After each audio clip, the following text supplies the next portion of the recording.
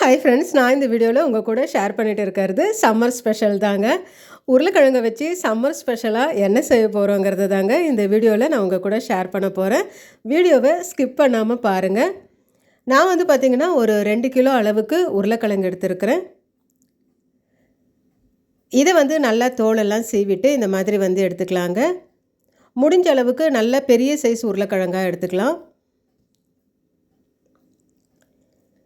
இப்போ நான் எடுத்து வச்சுருக்கிற இந்த உருளைக்கிழங்கெல்லாம் பார்த்திங்கன்னா நல்லா நம்ம ஃபிங்கர் ஸ்ப்ரைக்கு கட் பண்ணுற மாதிரி இந்த மாதிரி கட் பண்ணிக்கலாம். நீளமாக திக்னஸும் பார்த்திங்கன்னா இந்த அளவுக்கு இருக்கிற மாதிரி பார்த்துக்கலாங்க. இந்த உருளைக்கிழங்கை நல்லா 2-3 தடவை வாஷ் பண்ணி எடுத்துட்டேன். அடுத்து ஒரு கடாயில் தண்ணி சேர்த்துருக்குறேங்க. அதில் 1 ஸ்பூன் அளவுக்கு நான் வந்து உப்பு சேர்த்துருக்குறேன். இந்த உப்பு தண்ணியில் நம்ம எடுத்து வச்சுருக்கிற இந்த உருளைக்கிழங்கை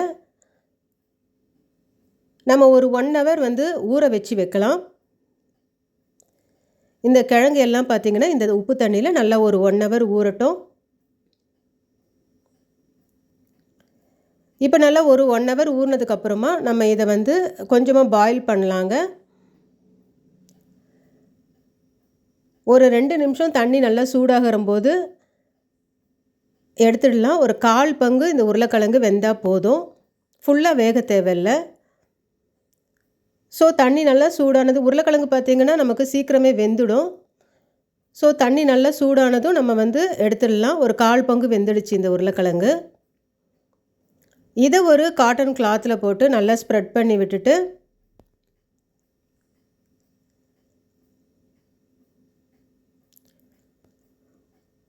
நல்ல வெயில் காயறச்ச இதை எடுத்துகிட்டு போய் நல்லா வெயிலில் ஒரு ஃபுல் டே காய வச்சு எடுக்கலாங்க. அதே மாதிரியே பார்த்திங்கன்னா நான் பேலன்ஸ் இருக்கிற உருளைக்கிழங்கை இந்த மாதிரி சிப்ஸ் மாதிரி போட்டிருக்கிறேன். இந்த அளவுக்கு திக்னஸில் நம்ம வந்து நல்லா சிப்ஸாக போட்டு இதையும் 2-3 தடவை நல்லா தண்ணியில் வாஷ் பண்ணி எடுத்துட்டு உப்பு தண்ணியில் ஒரு 1 ஹவர் ஊற வச்சு இதே மாதிரி ஒரு 1/4 பங்கு வேக வச்சு நம்ம இந்த மாதிரி பார்த்திங்கன்னா காட்டன் கிளாத்தில் போட்டு இதையும் வெயிலில் நல்லா ஒரு ஃபுல் டே வெயிலில் நல்லா காயிற மாதிரி பார்த்துக்கலாம். இப்போ பார்த்திங்கன்னா இந்த ஃபஸ்ட்டு டேவே நல்ல உருளைக்கிழங்கு இந்த அளவுக்கு காஞ்சிடுச்சுங்க. ஃபுல் டேயில் நல்ல வெயிலில் இந்த உருளைக்கிழங்கு சிப்ஸு நம்ம ரெடி பண்ணணுங்க. ஏன்னா இது வந்து ஃபஸ்ட்டு டேவே நல்லா காஞ்சிடணும். இல்லைன்னா பார்த்திங்கன்னா சில உருளைக்கிழங்கு ஸ்பாயில் ஆகிடும். ஸோ நல்ல வெயில் டைமில் இந்த உருளைக்கிழங்கு சிப்ஸை ரெடி பண்ணலாம். இப்போ நல்லா காஞ்சிடுச்சுங்க. இதை ஒரு 2-3 நாள் அதுக்கப்புறம் நான் காய வச்சு எடுத்துருக்கிறேன். ஃபஸ்ட்டு டே காயும் போது அந்த ஈரப்பதம் பார்த்திங்கன்னா ஃபுல்லாக காஞ்சிடணும்.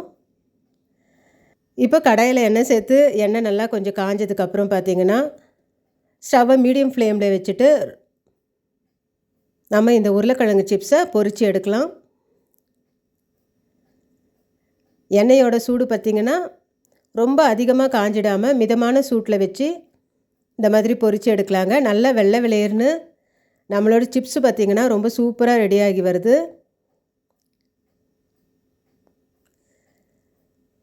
நல்லா டேஸ்டியான இந்த உருளைக்கிழங்கு சிப்ஸ் பார்த்திங்கன்னா நம்ம உப்பு ஏற்கனவே சேர்த்துருக்குறோம்.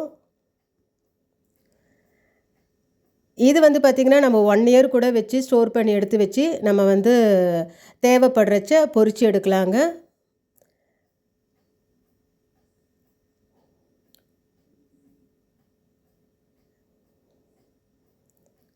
சிப்ஸும் பார்த்திங்கன்னா நல்லா வந்து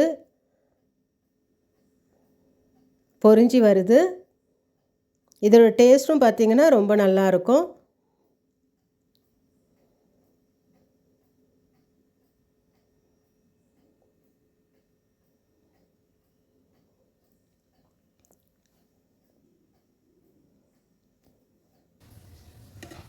இந்த சிப்ஸில் பார்த்திங்கன்னா நம்ம ஏற்கனவே உப்பு சேர்த்துருக்குறோம்.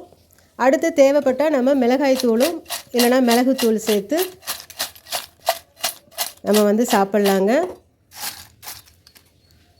அதிகமாக எண்ணெயும் பார்த்திங்கன்னா குடிக்காது. நல்ல கிறிஸ்பியாக நல்ல மொறுன்னு சுவையோட நல்ல டேஸ்டியான இந்த உருளைக்கிழங்கு சிப்ஸ் இந்த சம்மர் டைமை மிஸ் பண்ணாமல் நீங்களும் கண்டிப்பாக உங்கள் வீட்டில் ட்ரை பண்ணி பாருங்கள் ஃப்ரெண்ட்ஸ். இந்த வீடியோ உங்களுக்கு பிடிச்சிருந்துச்சுன்னா லைக் பண்ணுங்கள், கமெண்ட் பண்ணுங்கள், ஷேர் பண்ணுங்கள், மறக்காமல் சப்ஸ்கிரைப் பண்ணுங்கள். தேங்க்யூ.